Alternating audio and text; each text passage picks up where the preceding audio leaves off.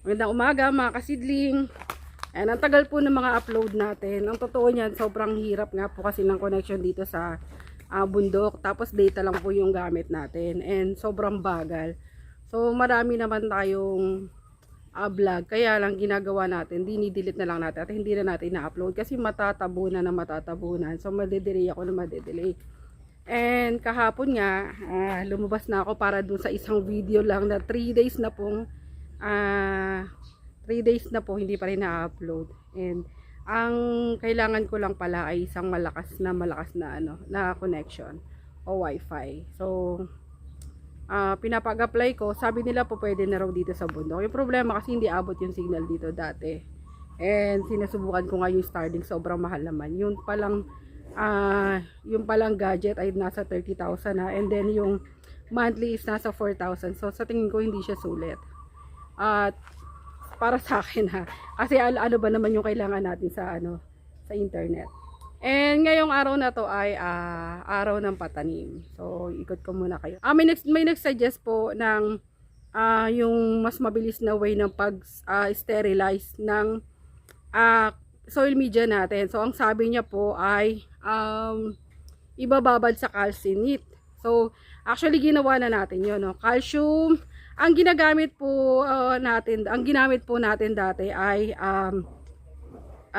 Nitrabor o yung calcium with nitrate.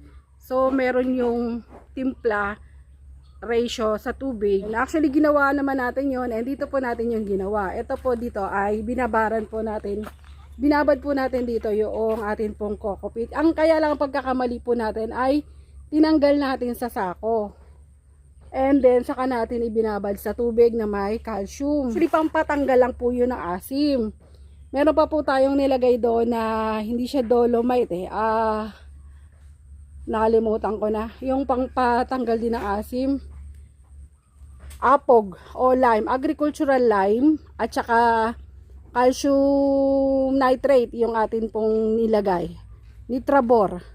So dito tinanggal natin, I think naka 60 sako ito.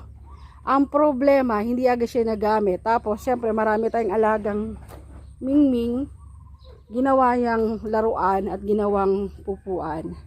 Pero yun pong ginawa na yun natin ay hindi po yun pang sterilize. Ang tawag po doon ay buffering, kasi parang tinatanggal mo yung asim tapos binibigyan mo ng sustansya, dahil yung calcium nitrate nga po ay abono po kasi yun eh. So meron namang nakastock si Christian na yan yung niluto nyo ng mga ilang araw, and si Kuya Tisoy aming naglalagay. Hi Soy, kaway ka dyan. Ito naman, ang tagal mo na sa vlog, mahihain ka pa. O ito, isang mahihain din si Bay. Yung ginagawa talaga natin, ito niluluto natin. So, pakibahay kasi siya magluluto ng pagkain. Ito, no, kawawa na yung natin. Pa-priority na siguro natin to para maganda yung pagluluto natin. So, dito natin ini-sterilize, no. Niluluto natin sa tansya nating init na mamamatay na talaga yung mga mikrobyo. Ayan, minsan may pagkauling-uling pa siya. Ayan na, medyo nauuling-uling na yan, ha. So, dapat ang mangyayari dyan, pag ginamit natin to, wala na siyang masyado mikrobyo, wala na siyang mga microorganism. Yun lang yung isang negative niya, disadvantage. Pati yung mga good bacteria at nawawala, namamatay na rin. Puro tanim tayo ngayon, may konting space, dahil naglabas na tayo ng mga kamatis na pinag-awayan. Kaya puro tanim po tayo. Kamatis pa rin. Yan po yung alam nating mabibenta ngayong January. Medyo nagkanda-utal-utal na ako sa kaka-explain din sa sa sterilization. Yan. So kamatis.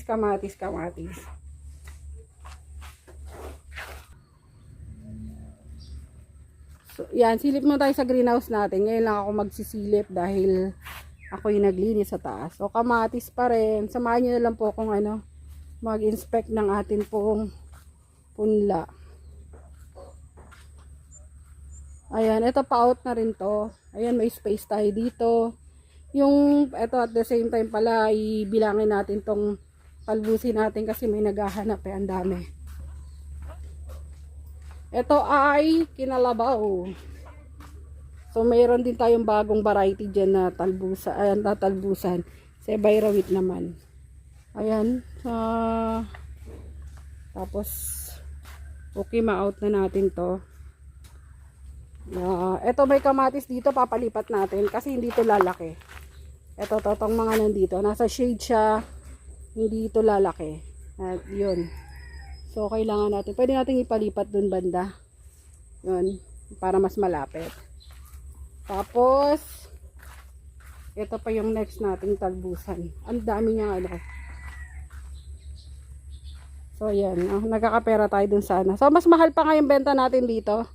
Binibenta natin to ng 200 and then yung mga reseller binibenta nila ng 250. Kasi nga, bihira lang yung bihira lang yung seeds. Ito yung maganda yung yung income. Pero hindi naman din ganun kadami yung bumibili. Ayan. Next next batch. Ito na yung natin, yung pinatanim ko pong talong. So, almost 500 tray yung order ni ate. Ni ate Maribel. Na matagal na rin po natin customer yun. Ay, Kuya June, good morning. At saka si Noy Noy. Ano yan? Magica. For sorting na. Meron dun sa sa taas. Unahin na lang yan. Mas malaki yan dito. Ito para para may out na natin. Kailangan natin maglabas para may space. So wala pala tayong space, my God. Nagpatanim tayo, wala tayong space. And kaya minsan pinipressure ko talaga sila rito. Binibuisit ko talaga lalo yung asawa ko. Kailangan ko silang buisitin talaga kasi para para mabuisit sila. Tapos gagawin na lang nila. Ito malinis na, ready for ready for greenhouse. At alam ko sisimulan na nila Andy yung paggawa kasi nga nabuisit na. Ayan. So ganun lang yun, tiisin nyo na lang po yung reaction nila. Yung importante mambuisit po kayo kasi pag hindi tayo nabuisit, ako kasi yung time constraint talaga. Na kapag nangyari na kasi last year and so hindi ako naging consistent doon sa pambubuisit ko sa kanila na gumawa na ng greenhouse. So nangyari talagang ganon, na nabitin talaga. And ngayon lagi ko na yung pinapaalala yung panahon nga na paggawa ng greenhouse. Matagal din po kasing gawin and yung isa pa namin problema ngayon is budget. So ang gusto talaga ni Andy gawin bakal na lahat, kaya lang yun yung problema kung wala ka namang perang pampabakal. Ha? Paano mo nalaman? Oo nga oo nga, alam ko na yan, sinabi ko na hindi naman, okay lang carry lang yan. Ito na yun, hindi pa kasi naabono tuloy so wala nang diniliver. May yun nga yung problema. Pero anyway, okay lang yan. Pasalamat pa rin tayo, mayroon tayong nakuha. Kasi kung hindi, wala tayong bibigay sa customer. Okay lang kahit lugi. No problem yan. Pagtapos niya, wag mo nang bawasan, ako mayayari ako. Akala ko may luma pa, yun ang pinapatinor ko. Maliit po tita, gano'n lang po. Pwede yan, bigay kay Dodong. Tandaya, hanapin ko lang po. Update nga pala dun sa ito yung pinag-uusapan namin, yung na-deliver sa atin. So yan, okay na siya, pwede na siyang pan-deliver. Pwede na pong pantanim to. Na-inspect ko na rin itong mga kahapon. Yun lang talaga, mas malaki lang talagang trabaho kasi hinatid niya po sa atin ang hindi pa talaga siya nasa-sort. Ayan, may maraming maliliit. And yan, so matrabaho pa rin at saka marami pa rin pong pero okay yan, okay din. Thankful pa rin tayo kahit paano meron tayong maibigay sa customer. So ito na rin po yung maliliit na pinakita ko sa inyo nung nakaraan. Ayan, okay na rin yung size niya. Mga pa po, 1 week okay na to. So may mga malaki rin lang yung itatrabaho pero pwede na yan ng 1 week. Kaya pasensya na mga kasidli, medyo aligaga akong mag-vlog kayo, medyo nag-aabay kasi sa oras. No, mag-am-am ka muna ng breakfast before chocolate. Opo, am-am muna. Ay, ipis pa. Ipis. Ayan, ang ulam natin ngayon ay hindi pang mapagdesisyonan. Pero, involve ang repolyo. Mura yung repolyo ngayon, mga kasidling, no? Ano lang, 35 pesos per kilo. Tapos, ang ganda naman. Kawawa yung mga farmer ng repolyo pa sa ganyan. Ang mahal itong carrots, 120. Sa kabila, paglipat namin sa kabila, 90 lang. Tawag doon, bad trip. Ayan, repolyo ang ulam natin. So, it's either magbabianda o mag-isang ginilin with repolyo. Good morning! Kaway, ito sa camera. Hi! Good morning! Sabihin mo. Hi! Good morning! Very good. Morning. Ito na po yung ating napagdesisyon ng ulam, mga kasidling. Ginisang repolyo. Bianda yung tawag nila sa luto na to. First time natin magluluto. So, nagsawag lang tayo ng kikiam. Tapos, repolyong quality na 35 pesos ang per kilo. Tapos, lalagyan natin ng ano yan, mamaya, islog. Bianda. Hulog muna natin lahat ng repolyo. Mukhang kukulangin to Ang dami natin ngayon Tapos ilagay na natin yung, hindi ko alam kung ganito yung pagkakaluto nila.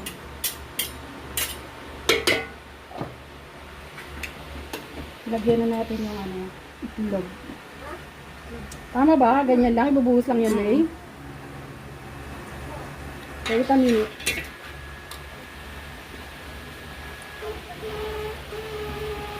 Tapos lutuin mo na ng konti bago haluin para mamuungo yung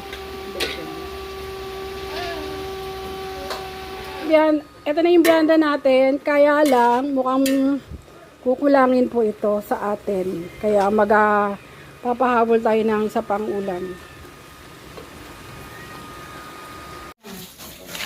Yang.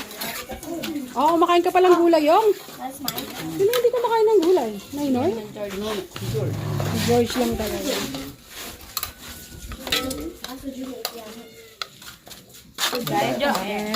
Ayan na yung pritong isda. Up. Ayan din ang kinalabasan. Bantayan, huwag iwanan yung isda ha. Baka mamaya kainin ng pusa. Sayang oh. Yanda. Pwede na. Pang malakasan niya si Tisoy.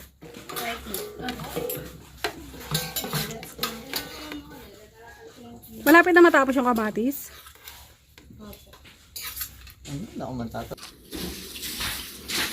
Wala ng plato. Ba? Walang plato? Meron po. Patakot si Mark. Natari. Grabe yung mga plato dito, no? Kahit siguro ilang dosena yung bilhin mo, talaga maubos talaga. Wow, mukhang ganado kaya. Kayo na yan sa'yo? Wow.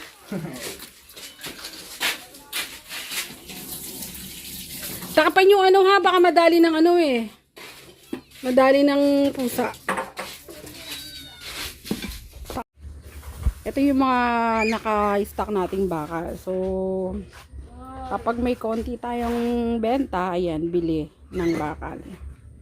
Tapos naggawa na rin sila ng scaffolding. Ginamit nila yan noong nagtayo sila ng greenhouse. So, yung size ng mga bakal natin dito, yung pinaka-poste natin ay 1 1/4. Ayun. Tapos, yung pinaka-arko ay 1 at 3/4. Tapos, may yung medya ginagamit natin para sa sabitan ng net. No? So, yung mas marami kaming gamit dyan. 1 1/4 at 3/4. Yan yung marami. Tapos, sumunod yung 1 na size. Yan. At ngayon ay gumagawa na sila Andy na ano. So nagbubuo na sila. Ito kasi yung unang ginagawa talaga nila yan. So nag-iipon na sila ng pinaka-arko. Ayan yung nasa bubong. So yung dati pa ba yan, Han? O magkaiba, iba na yung ginawa niya ano ngayon? Style ng arko. Dati kasi yung sa pinaka-tuktok niya, may pagitan na ganyan. Tapos yung plastic niya gumagano, tapos gumagano. Pero ngayon, ayan, isa na lang. Magkadugtong na. Same size pa rin, Han. Malaki. Ha? Malaki daw. Malaki na, just na yung gagamitin mo na. So, yung dati kasi gamit namin plastic, 9 feet by 10 feet. So, kabila 9 feet, yung hulog, kabila 10 feet. So, ngayon pareho ng 10 yung gagamitin niya. And mas lalaki ng konti yung space sa loob. Ito yung ano, ito yung uno. Tama, uno. At tapos ito yung 3/4. Ito uno rin. Tapos ito yung 3/4. Yan, naka-bend yan.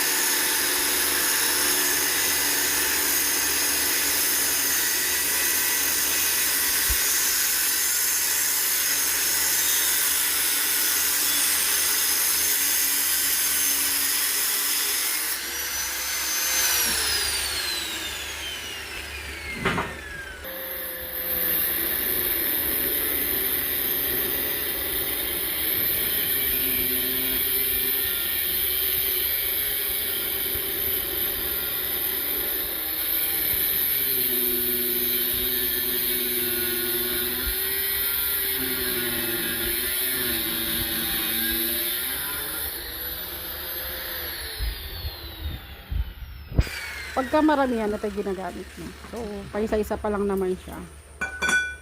Yan, mayroon din ano na puro puto lang ginagawa. Ayan, ito yung ginagamit.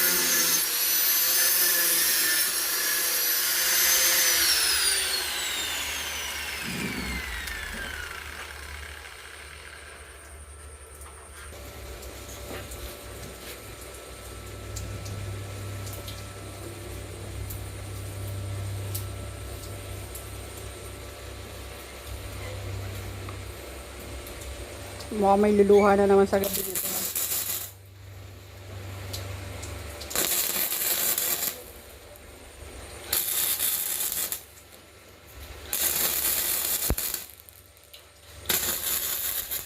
Metro.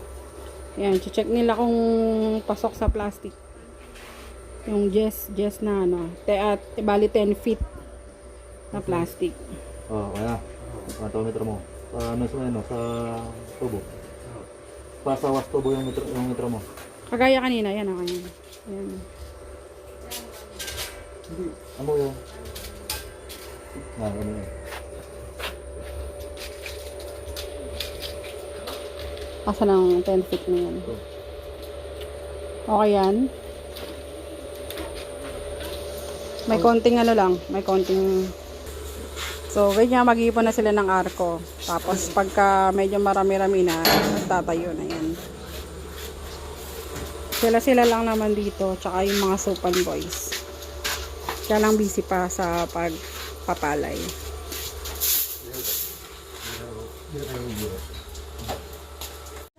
Then sila ay nagtetem na. Tapos na rin halos yung ano. Marami pa. Kaya pa bang tapusin yan sa time? Kaya pa, maaga pa naman. 30 minutes to go. Yan. Ito na yung binili po nating talong. At ngayon pa lang nila pwedeng ilabas. Medyo masama yung pakiramdam ko na. Sumama na yung pakiramdam ko. I don't know. Nakulang sa abono. Pero kahapon yung inabonohan na yata. Ito yung. Medyo may mga. So, ayan. Okay na yan. Pwede na i-out. At actually, i-out na rin talaga. At tuyo. Kung inabunuhan niyang kahapon, dapat hindi yan tuyo. Saan ka rin nalagay sa tapos?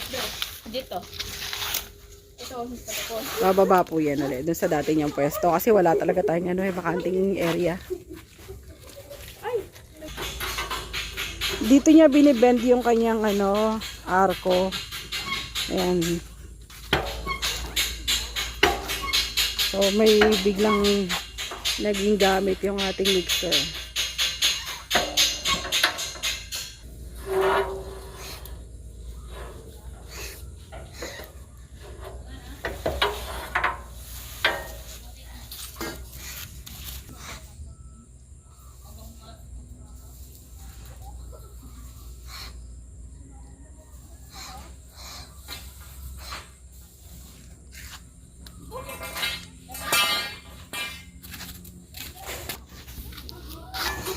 Yan, ganyan po.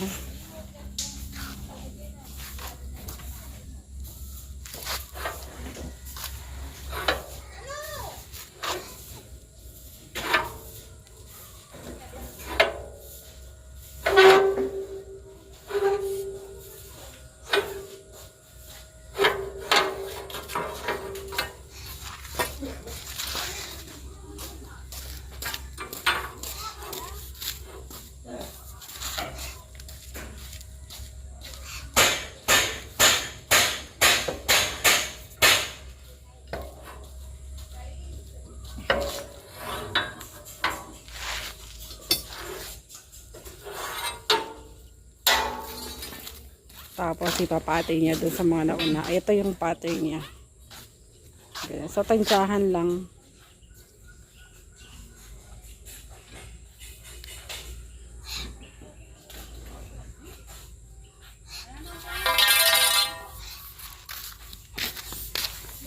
Ito yung matagal gawin na boss na.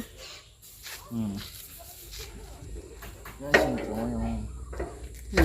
Kailangan sakto yung arko. So yan kailangan niya i-adjust kasi medyo matarik yung pagkaka-arko niya.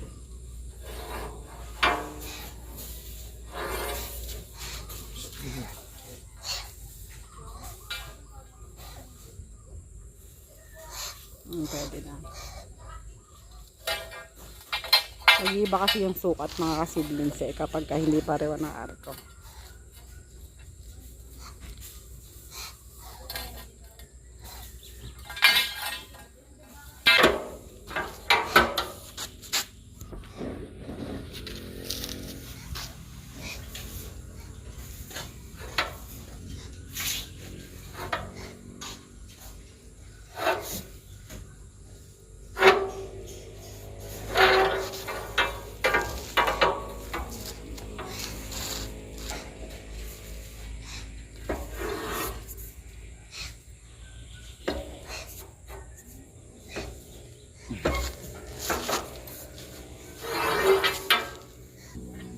Siya no.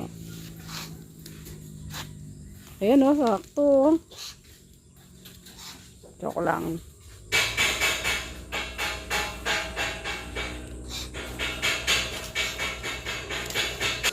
Ayan, si Bay ay all around talaga to si Bay eh. So, kaya niya yung sa ganyan. All around si Bay talaga sa akin. Marunong din siyang mag-construction, welding, deliver, everything. So, lahat ng pinakamahirap na trabaho, si Bay yung sumasagot. Si Bay yung gumagawa.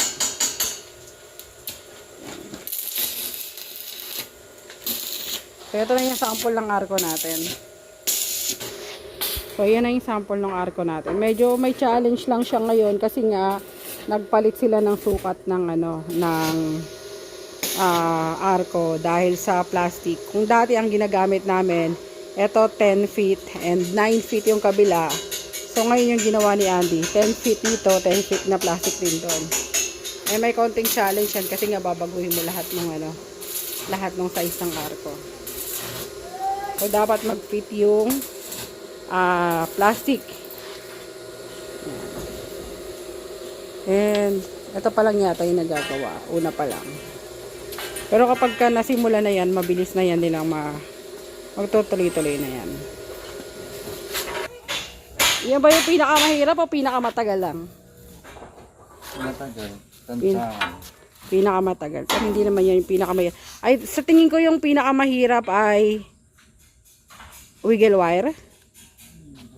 Hindi. Mahirap ang pulgin. Ha?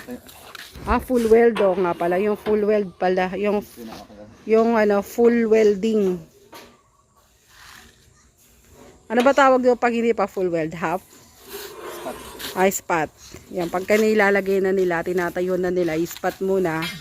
Then kapag parang para mapatibay na full welding. Yun yung matagal. Mamalit ng trabaho. Ha? Ito yung matagal yung mamalit na trabaho. Nagawa ng... Yung mga ganyan-ganyan, ano? Yung pagbuo. Yung pagbuo pala, pag tayo, madali na lang, ano? Pero ito, yung mga sinisimulan nila, yan ang mga trabaho. So, ganyan siya, tansyahan lang. So, kung may any idea kayo kung paano ano bang mas maganda dyan, pwede nyo pong i-comment dito. Maganda kasi talaga, meron siya talagang hulmahan, pero wala kaming hulmahan talaga. Meron yun yung mga gumagawa talaga ng greenhouse.